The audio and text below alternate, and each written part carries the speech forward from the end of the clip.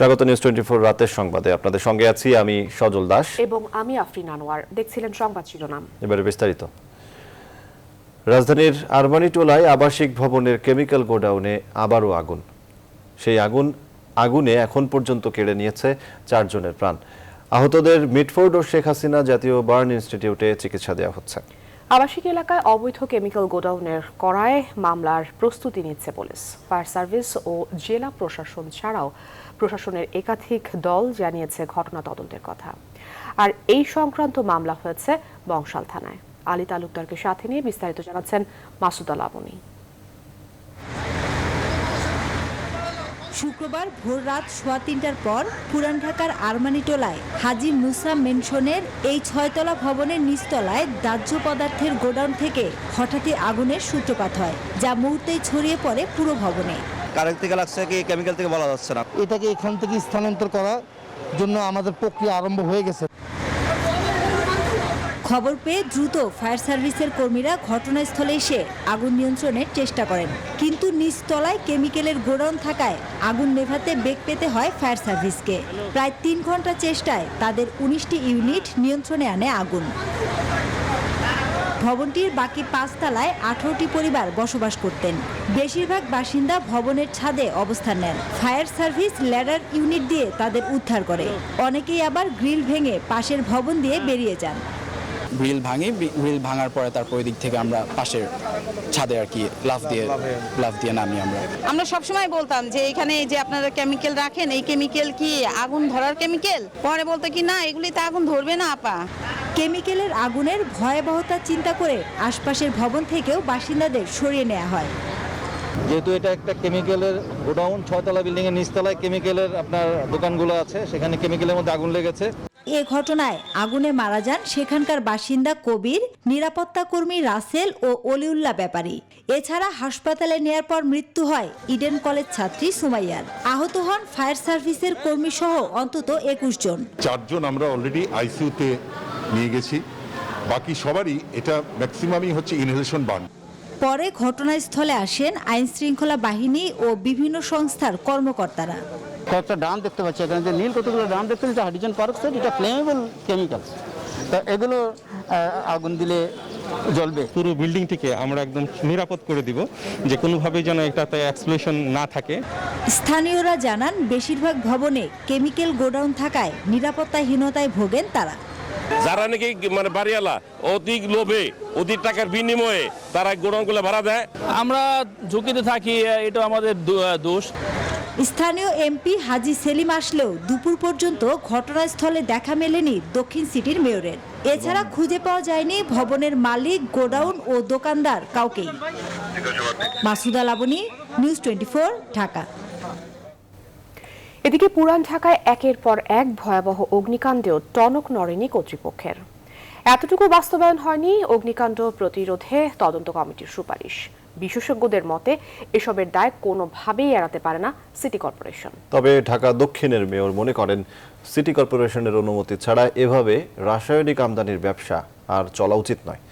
শিল্প মন্ত্রণালয় সহ অন্য কর্তৃপক্ষদেরকেই দুষছেন তিনি। বিস্তারিত প্লাবন রহমানের রিপোর্টে।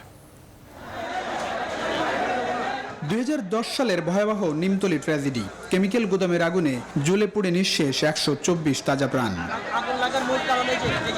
2010 থেকে 2019 নিমতলী ট্র্যাজেডির পুনরাবৃত্তি চকবাজার চড়িহাট্টায়। সেবার আগুনে পোড়া মানুষের লাশের মিছিল থামে 71-এ। এসব ঘটনা থেকে কোনো শিক্ষা নেয়নি কেউ। এখনো বাস্তবতা পুরান ঢাকার অলিতে গলিতে হাজার হাজার রাসায়নিক প্লাস্টিকের কারখানা গুদাম, যে কারণে এখনো আতঙ্কিত এখানকার মানুষ। এই যে কেমিক্যালের কারখানা আছে, এই কারণে ভয় লাগে, আতঙ্ক লাগে। মিটফোটে আমাদের চুরি হট্টাতে লাগলো, কই আমরা তো শুনে আসতেছি গোডাউন সরছে, কিন্তু আজ পর্যন্ত কোনো গোডাউন তো সরে নেই। অথচ প্রত্যেক অগ্নিকাণ্ডের পরই হয়েছে তদন্ত কমিটি, এসেছে সমাধানের সুপারিশ, যেখানে বলা হয়েছিল যত দ্রুত সম্ভব পুরান ঢাকা থেকে সব রাসায়নিক কারখানা গুদাম সরিয়ে নিতে হবে। রাস্তাগুলি হতে হবে কমপক্ষে 20 ফুট প্রশস্ত। ভবনের সামনে নির্মাণ করতে হবে পানির রিজার্ভার, কিন্তু হয়নি এসবের কিছুই। পুরান ঢাকায় আমি অন্তত 3টা ওয়ার্ডে সার্ভে করেছি। এখানে ইচ অ্যান্ড এভরি বিল্ডিং এর নিচে অলমোস্ট 90% বিল্ডিং এর নিচে কিন্তু কোনো না কোনো কেমিক্যাল গোডাউন আছে বা গোডাউন আছে। দীর্ঘদিন ধরে অগ্নিকাণ্ড এবং ভূমিকম্প নিয়ে কাজ করছেন বুয়েটের এই অধ্যাপক বলছেন, কর্তৃপক্ষের উদাসীনতায় বাস্তবায়নের মুখ দেখেনি সুপারিশমালা। এখনো যার খেসারত দিচ্ছে পুরান ঢাকাবাসী। বাস্তবায়নের দায়িত্ব অবশ্যই সিটি কর্পোরেশনের আন্ডারে আসবে। শিল্প মন্ত্রণালয় মানে আন্ডারে যে প্রজেক্টটা যেখানে বলা হচ্ছে যে ক্যানিগঞ্জে শিফট করা হবে সেটার সাথে সিটি কর্পোরেশন কোঅর্ডিনেট করতে হবে এবং সিটি কর্পোরেশনের দায়িত্ব হচ্ছে সে কোঅর্ডিনেশন করে ওটাকে যাতে টাইমলি বাস্তবায়ন হয়। নাহলে আমরা যাই সুপারিশ করি না কেন, সিটি কর্পোরেশন যেই ভালো উদ্যোগ নিক না কেন, এটা কোনোটাই কিন্তু মানে আলটিমেটলি ফুলফিল হবে না। তবে এসবের দায় নিতে চায় না সিটি কর্পোরেশন, বরং মেয়রের প্রশ্ন, এত দুর্ঘটনা ঘটার পরও কিভাবে রাসায়নিক আমদানি হয়, ব্যবসা চলে অবাধে? আমি দায়িত্ব নিয়ে বলতে পারি যে একমাত্র ঢাকা দক্ষিণ সিটি কর্পোরেশনই তাদের উপর দায়িত্ব তারা পালন করেছে। আসলে অবাক হই, সিটি কর্পোরেশনের থেকে কানুন বাণিজ্য অনুমতি ছাড়াই কিভাবে তারা এই রাসায়নিক দ্রব্যাদিগুলো আমদানি করে, কিভাবে গুদামজাত করে এবং কিভাবে তারা ব্যবসা পরিচালনা করে চলেছে। শুধু রাসায়নিক পদার্থের গুদাম ও কারখানা সরিয়ে নেওয়ার পাশাপাশি অগ্নিকাণ্ড প্রতিরোধে বিভিন্ন সুপারিশ বাস্তবায়নের দায়িত্ব ছিল শিল্প মন্ত্রণালয়, স্বরাষ্ট্র মন্ত্রণালয়, স্থানীয় সরকার মন্ত্রণালয় সহ সরকারের বিভিন্ন মন্ত্রণালয় ও দপ্তরের। তারা সবাই ব্যর্থ হয়েছে বলেই এমন পরিস্থিতি এখনো বিরাজমান বলেই মত বিশেষজ্ঞদের। আরও মৃত্যু এড়াতে তাই দ্রুত পদক্ষেপের তাগিদ তাদের। প্লাবন রহমান, নিউজ 24, ঢাকা। 28 এপ্রিলের পর আর লকডাউন নয়, নো মাস্ক নো সার্ভিস জোরদার করা হবে বলে নিউজ 24-কে জানিয়েছেন জনপ্রশাসন প্রতিমন্ত্রী ফরহাদ হোসেন। সর্বাত্মক লকডাউনের মধ্যেই রোববার থেকে দোকানপাট ও শপিং মল খুলে দেওয়ার সিদ্ধান্ত নিয়েছে সরকার। তবে এক্ষেত্রে নিশ্চিত করতে হবে স্বাস্থ্যবিধি। এদিকে সর্বাত্মক লকডাউনের 10ম দিনেও ঢিলেঢালাভাবে রাজধানী জুড়ে ছিল জনতৎপরতা। তৌফিক মাহমুদ মুন্নার রিপোর্টে বিস্তারিত। মহামারী করোনার দ্বিতীয় ঢেউয়ের কারণে গেল 14 এপ্রিল থেকে 7 দিনের জন্য সর্বাত্মক লকডাউনের ঘোষণা দেয় সরকার। আরও এক দফা বাড়িয়ে করা হয় 14 দিন। সর্বাত্মক লকডাউনের 10ম দিনে শপিং মল ও দোকানপাট খোলার প্রজ্ঞাপন জারি করে সরকার। তবে নির্দেশনা অনুযায়ী সকাল থেকে বিকাল 5টা পর্যন্ত দোকানপাট ও শপিং মল খোলা রাখা যাবে। মানতে হবে স্বাস্থ্যবিধি। সরকারের এমন সিদ্ধান্তে খুশি ব্যবসায়ীরা। তারা প্রতিশ্রুতি দিচ্ছেন সরকারি নির্দেশনা পালন করবেন তারা।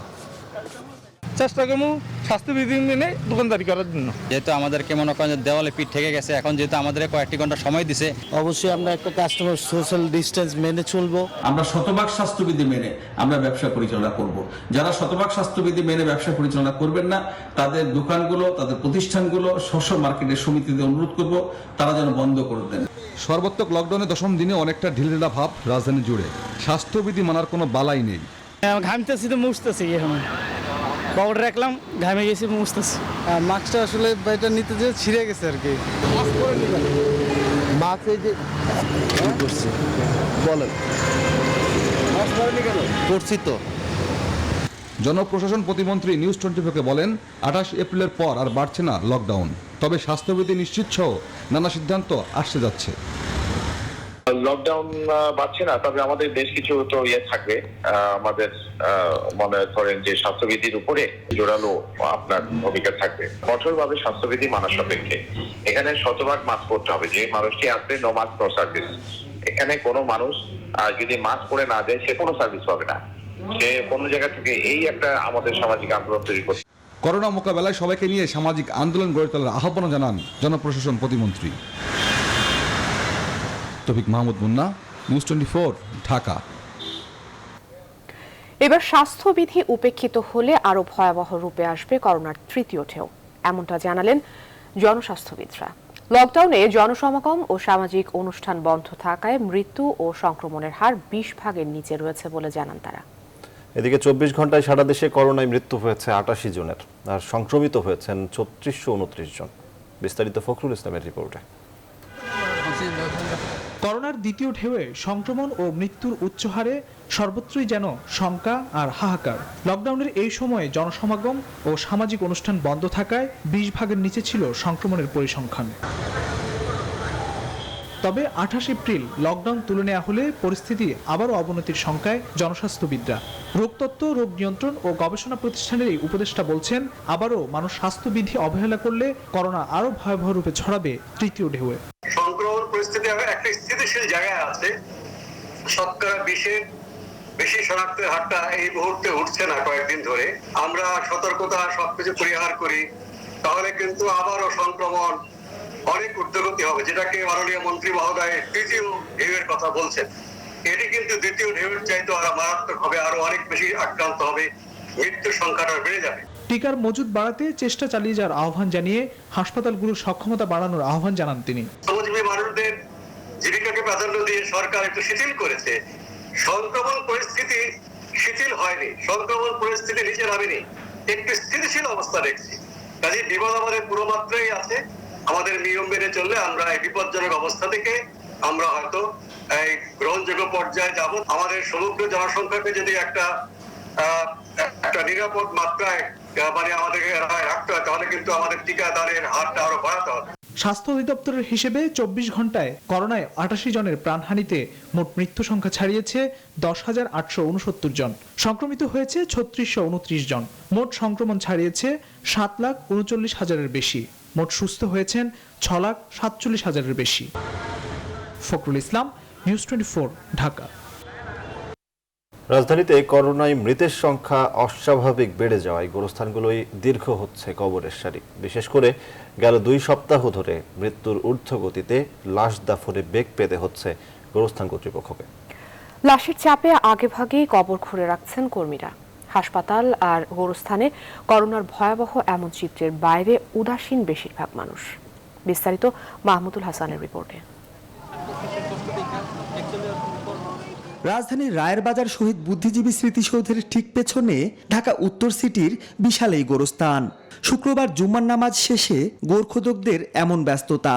প্রতিদিনই করোনায় যাদের মৃত্যু হচ্ছে তাদেরকে দাফন করা হচ্ছে এই কবরস্থানে। মাটির বুকে শেষ আশ্রয় হয় যাদের, তারা কারো পিতা, কারো ভাই বা আর কোনো আপনজন। করোনা আক্রান্ত হয়ে ঢাকায় চিকিৎসাধীন অবস্থায় মারা যাওয়া ব্যক্তির পরিবারের সদস্যরা এসেছেন শেষ বিদায় জানাতে। প্রাইভেটে ভর্তি করতে নিলাম, নেওয়ার মনে হয় আধা ঘন্টার মধ্যে এসে আর চলে গেছে, আর নেই। এই ভয়াবহ করোনায় আমার বোনটা খাইয়ে দিল। 6 দিন আগে আমার স্ত্রী ইন্তেকাল করেছেন। আমি প্রতিদিন এখানে জিয়ারত করতে আসি। এই সারিতে যাদের সমাহিত করা হয়েছে তাদের সবারই মৃত্যুর কারণ করোনা। পাল্লা দিয়ে বাড়ছে মৃত্যু, এজন্য নতুন কবর খোঁড়া হয়েছে আগেভাগেই। দ্রুত বাড়ছে লাশের সারি। সপ্তাহখানেক আগে মারা যাওয়া ব্যক্তির স্বজনদেরই কষ্ট হচ্ছে পুরনো কবর খুঁজে বের করতে। 1 ঘন্টার মধ্যে দেখলাম যে 4টা জানাজা হচ্ছে। আমরা 2টা জানাজায় অংশগ্রহণ করেছি। ঘন্টার পর ঘন্টা, মানে আমাদের ঘুম আর নিদ্রা নাই, খালি ডেড বডি নিয়ে যায়, সারা বাংলাদেশে চলতেছে। গোরস্থানের কর্মীরা বলছেন প্রতিদিনই গোরস্থানে আসা মৃতদেহের সঙ্গে পাল্লা দিয়ে কবর খুঁড়তে হিমশিম খাচ্ছেন তারা। তারপরেও সচেতন নন কেউই। যে জায়গায় করোনার লোক দিয়ে পারা, ওই জায়গায় ম্যাক্সিমাম মাস্ক নাই মুখে, কেউ ওইটা মেনটেন করতেছে না, মনে হচ্ছে নর্মালি চলাফেরা করতেছে। একজন মানুষের লস একটা ফ্যামিলির জন্য বিশাল ডিজাস্টার। যার ফ্যামিলি থেকে লোকজন চলে যায় ওনারা বুঝেন তাদের কত কষ্ট। সরকারি নির্দেশনা মেনে চলবো, মাস্ক ব্যবহার করব। শুক্রবারও বাড়তি ভিড় ছিল রাজধানীর করোনা হাসপাতালগুলোতে। হাসপাতাল আর গোরস্থানে করোনার ভয়াবহতা দৃশ্যমান হলেও স্বাস্থ্যবিধি মানার ক্ষেত্রে মানুষের উদাসীনতায় উদ্বিগ্ন বিশেষজ্ঞরা। মাহমুদুল হাসান, নিউজ 24, ঢাকা। করোনায় ক্ষতিগ্রস্ত মানুষের জন্য প্রয়োজনীয় অর্থ সহায়তার পাশাপাশি লকডাউন শিথিল করতে সরকারের প্রতি আহ্বান জানান জাতীয় পার্টির চেয়ারম্যান ও বিরোধী দলীয় উপনেতা জিএম কাদের। তিনি বলেন, খাদ্য নিরাপত্তা নিশ্চিত না করে লকডাউনের সুফল অর্জন করা সম্ভব নয়। শুক্রবার এক ভিডিও বার্তায় এসব কথা বলেন তিনি। দেশের দরিদ্র মানুষের সংখ্যা অনেক বৃদ্ধি পেয়েছে। 2.5 কোটি মানুষ নতুন করে দরিদ্র হয়েছে বলে জানা যাচ্ছে। সে প্রেক্ষিতে লকডাউনে ক্ষতিগ্রস্তদের জন্য প্রধানমন্ত্রী যে অর্থ সহায়তার ঘোষণা করেছেন তা একেবারেই অপ্রতুল। আমি সরকারের কাছে লকডাউনে ক্ষতিগ্রস্ত মানুষগুলির জন্য অর্থ সহায়তা বৃদ্ধির দাবি জানাচ্ছি। একই সঙ্গে লকডাউন শিথিল বা সম্ভব হলে সম্পূর্ণ প্রত্যাহারের দাবি জানাচ্ছি। বিএনপি চেয়ারপারসন বেগম খালেদা জিয়া করোনায় আক্রান্তের 16তম দিনে অনেকটা ভালো আছেন বলে জানিয়েছেন তার ব্যক্তিগত চিকিৎসক ও দলের vice chairman doctor AZM Zahid Hossain. জানান, খালেদা জিয়ার জ্বর নেই, কোনো ধরনের জটিলতাও নেই, আপাতত ঝুঁকিমুক্ত। শনিবার আবারও করোনা পরীক্ষা করা হবে বিএনপি চেয়ারপারসনের। পরবর্তী টেস্টের রিপোর্ট না পাওয়া পর্যন্ত মেডিকেল বোর্ডের মনিটরিং অব্যাহত থাকবে। খালেদা জিয়ার চিকিৎসকরা জানিয়েছেন, লন্ডনে অবস্থানরত পুত্রবধূ ডক্টর জোবায়দা রহমানের তত্ত্বাবধানে মেডিকেল টিম কাজ করে যাচ্ছে।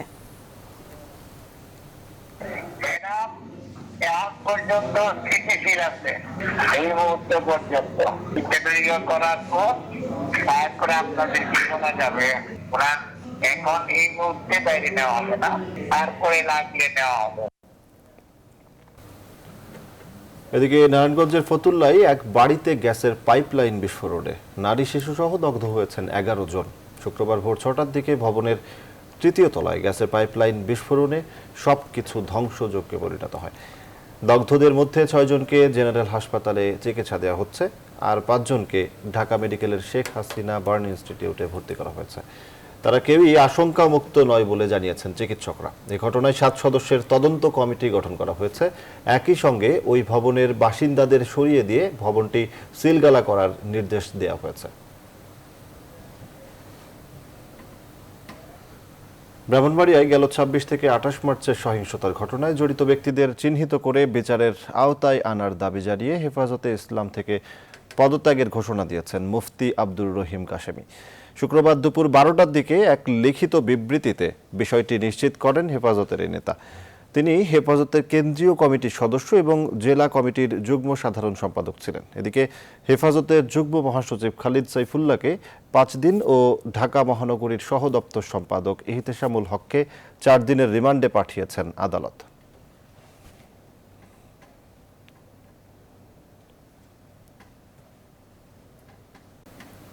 এদিকে আওয়ামী লীগ সাধারণ সম্পাদক ওবায়দুল কাদের বলেছেন, ঢাকা, চট্টগ্রাম ও ব্রাহ্মণবাড়িয়ায় হেফাজতের তাণ্ডবের সব ঘটনাই বিএনপি জড়িত।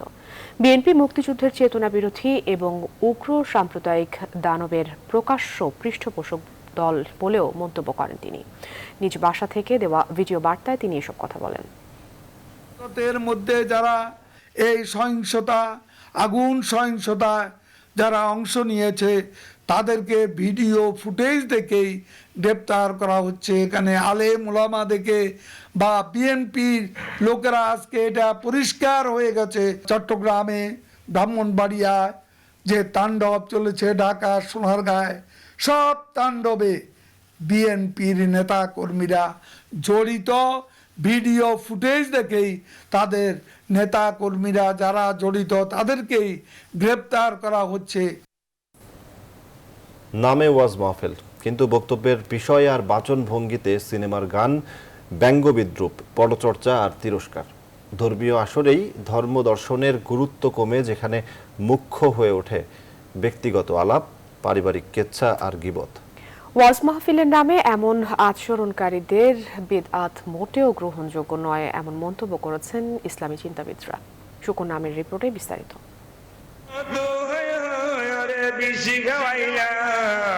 কোন কারণে আমার রঙ্গ মনে লয় উড়িয়া যাইতাম ভাঙ্গা বাড়ি। হুট করে শুনলে মনে হবে এটি হয়তো কোনো গানের জলসা কিংবা কৌতুকের আসর অথবা বন্ধু মহলে চলা ঠাট্টার জমায়েত, অথচ এই সবটাই ওয়াজ মাহফিলে অংশ নেয়া বক্তাদের কার্যক্রম।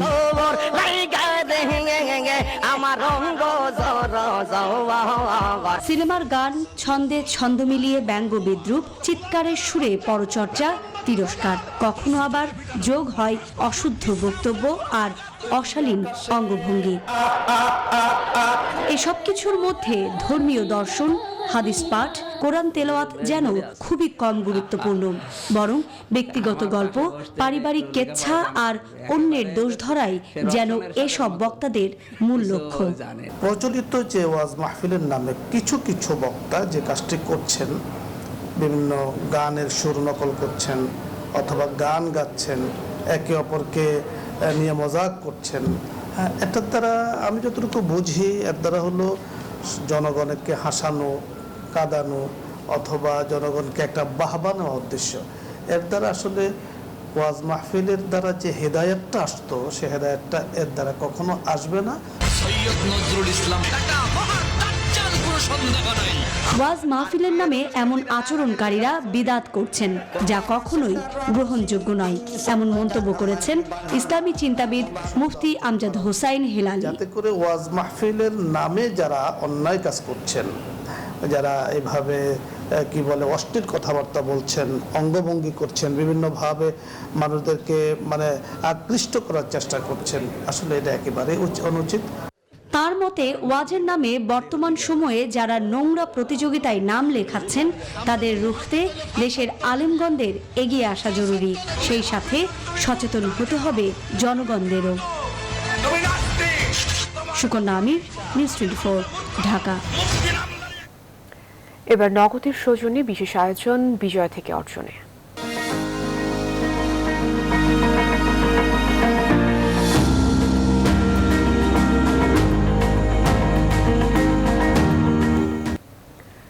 লক্ষ্য পূরণে করোনাকালেও দিনরাত সমানতালে কাজ চলছে মেট্রো রেল প্রকল্পের। 3 শিফটে কাজ চলছে 24 ঘন্টা।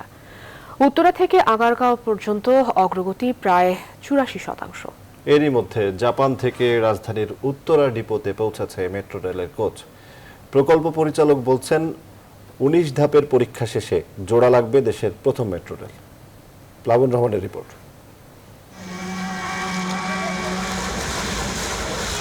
মেট্রো রেলের আগারগাঁও স্টেশন, যেখানে মধ্যরাতেও থেমে নেই প্রকল্পের কাজে নিয়োজিত শ্রমিকরা। করোনার ভয় শঙ্কাকে পেছনে ফেলে এগোচ্ছে মেট্রো রেল বাস্তবায়নের কাজ। বিশাল এই কর্মযজ্ঞের মাধ্যমে আগারগাঁও স্টেশনের ঢালাইয়ের কাজ চলছে। এখানে বিভিন্ন শপ হবে, টিকিট কাউন্টার হবে, এসকেলেটর এন্ড লিফটের সুবিধা আছে। প্যাসেঞ্জাররা ডিরেক্টলি উপরে চলে যাবো, যেটা হচ্ছে আমাদের প্ল্যাটফর্ম লেভেল। দেন ওই প্ল্যাটফর্ম লেভেল থেকে আমরা ট্রেনে উঠতে পারবো। মেট্রো রেল প্রকল্পের অগ্রগতি রিপোর্ট বলছে উত্তরা থেকে আগারগাঁও অংশে কাজ শেষ হয়েছে 83.52 ভাগ, আর আগারগাঁও থেকে মতিঝিল কাজের অগ্রগতি 57.68 ভাগ। সব মিলিয়ে এই মেগা প্রকল্পের সার্বিক অগ্রগতি এখন 61.49 ভাগ। দেশে করোনার কঠিন পরিস্থিতির মধ্যে ভেবে দিনরাত কাজ চলছে মেট্রো রেল প্রকল্পে। 1 বছরের বেশি সময়ে করোনার সঙ্গে অনেকটা খাপ খাইয়ে চলছে এমন কর্মযজ্ঞ। আর তাই প্রকল্প সংশ্লিষ্টরা ধারণা করছেন এরকম কাজের গতি ধরে রাখা গেলে খুব বেশি অসুবিধা হবে না সময় মতো প্রকল্প শেষ করতে। এমন বাস্তবতায় জাপান থেকে বাগেরহাটের মংলা বন্দর হয়ে পানিপথে ঢাকায় চলে এসেছে প্রথম মেট্রো রেলের 6টি বগি। উত্তরার দিয়াবাড়ি সংলগ্ন তুরাগ নদীর অস্থায়ী জেটিতে আসার পর একে একে ডিপোতে নেওয়া হচ্ছে মেট্রো রেলের বগিগুলো, যাতে আরও অনুপ্রাণিত প্রকল্প সংশ্লিষ্টরা। সকল গ্রুপের সহযোগিতায় আমরা একটা ইন্টিগ্রেটেড টেস্ট করব। তারপরে আমরা এই ট্রেনগুলো পরবর্তীতে হ্যান্ডওভার করা হবে, ফাইনালি ডিএমটিসিএল-এর কাছে হ্যান্ডওভার করা হবে। প্রকল্প পরিচালক জানান এসব মেট্রো বগিগুলো 19 ধাপে পরীক্ষা নিরীক্ষার পর পুরোপুরি প্রস্তুত হবে। 6টি বগি জোড়া লেগে দৃশ্যমান হবে প্রথম মেট্রো রেল। তারপরে সিদ্ধান্ত হবে পরীক্ষামূলক চলাচলের। আমরা যদি জাপানে যেয়ে দেখে তারপরে যদি আমরা ইন্টিগ্রেটেড টেস্টটা আমরা ওখানে করে নিয়ে আসতে পারতাম, আমাদের 19টা টেস্টের প্রয়োজন হয়, তাহলে আমরা এখনই বলে দিতে পারতাম যে এত দিনের ভিতরে সম্পন্ন হবে। এই ধরেন 1.5 থেকে 2 মাসের ভিতরে ইন্টিগ্রেটেড টেস্ট পরিপূর্ণভাবে সম্পন্ন করা যাবে। তারপরে আমরা ট্রায়াল রানের দিকে যাব। জাপানের কাওয়াসাকি মিৎসুবিশি কনসোর্টিয়াম বাংলাদেশের প্রথম মেট্রো রেলের জন্য এরকম 24 সেট ট্রেন নির্মাণ করছে। সব মিলিয়ে 24 সেট ট্রেনের 144 বগি আসবে বাংলাদেশে। প্লাবন রহমান, নিউজ 24, ঢাকা। এদিকে মেট্রো রেলের প্রথম সেটের 6টি বগির কারিগরি পরীক্ষা শেষ হতে 1.5 থেকে 2 মাস সময় লাগতে পারে, জানিয়েছেন ঢাকা মাস ট্রানজিট কোম্পানি লিমিটেডের project manager ABM Arifur Rahman. সকালে রাজধানীর উত্তরা দিয়াবাড়ি এলাকায় মেট্রো রেলের জেটি থেকে অবশিষ্ট 3টি বগি দিয়াবাড়ির ডিপোতে নিয়ে যাওয়া হয়। এ সময় মেট্রো রেল বগি নিয়ে পরবর্তী করণীয় বিষয় সাংবাদিকদের এসব তথ্য জানান তিনি। এর আগে বৃহস্পতিবার 3টি বগি ডিপোতে নিয়ে যাওয়া হয়। এ সময় বগিগুলো পরীক্ষা নিরীক্ষার পরই সেগুলো ট্রেন লাইনে তোলা হবে বলে জানান ঢাকা মেট্রো রেল কর্তৃপক্ষ।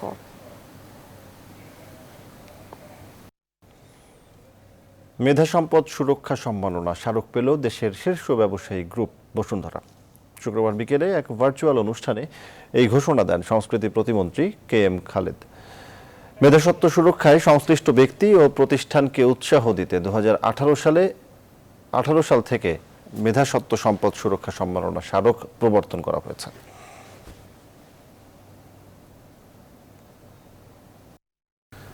ইফতার বিক্রির সময় মাস্ক পরলেও শারীরিক দূরত্ব মানছেন না বিক্রেতারা। ক্রেতা কম থাকায় হচ্ছে ব্যবসায়িক ক্ষতিও। আর ক্রেতারা বলছেন লকডাউনের সময় ঘরের খাবার দিয়েই বেশি ইফতারি করছেন তারা। অন্তরা বিশ্বাসের প্রতিবেদনে বিস্তারিত। ইফতারের লোভনীয় সব খাবার রাস্তার পাশে, ধুলোবালি মাছি থাকলেও ক্রেতারা কিনছেন, তবে ক্রেতার সংখ্যা কম। জিলাপি, ডিম চপ, তারপর চিকেন। করোনার জন্যই বাসাতে বেশি খাওয়া হয়, বাইরে বের হওয়া যায়। ব্যাচেলারদের জন্য তো বাসায় বোয়া ইফতার বানানো সম্ভব না, ঠিক আছে। আমরা বাইরে থেকে যত পারি আমরা টুকটাক কিনে। বিশেষ ইফতার পার্টি হবে তো সেই হিসাবে আপনার শিক কাবাব আর নান রুটি নিচ্ছি। করোনাকালে সতর্কতা অবলম্বন করলেও শারীরিক দূরত্ব বজায় রাখতে পারছেন না বিক্রেতারা। আগের বছরের তুলনায় এবার তেমন বিক্রি হচ্ছে না বলেও জানান তারা।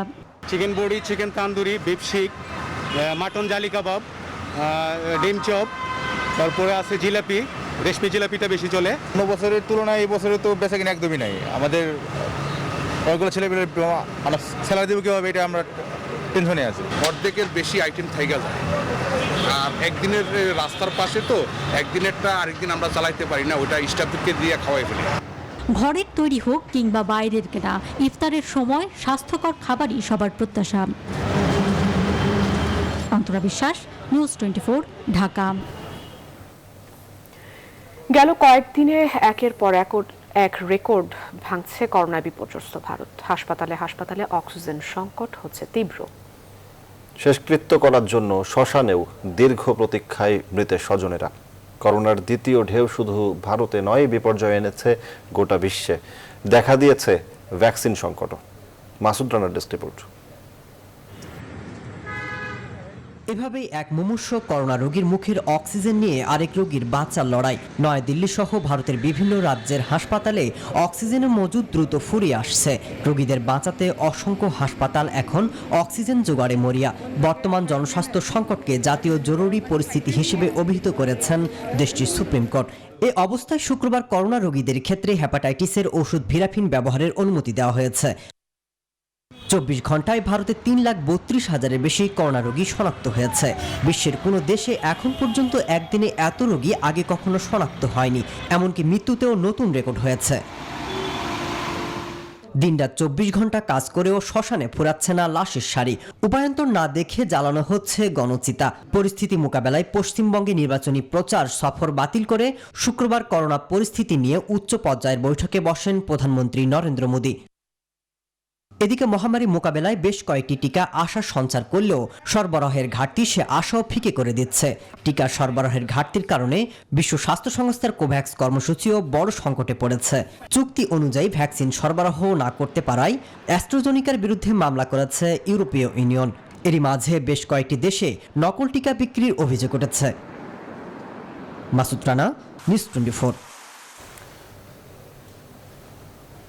এবারে ফার্স্ট সিকিউরিটি ইসলামী ব্যাংক অর্থ বাণিজ্যের সংবাদ।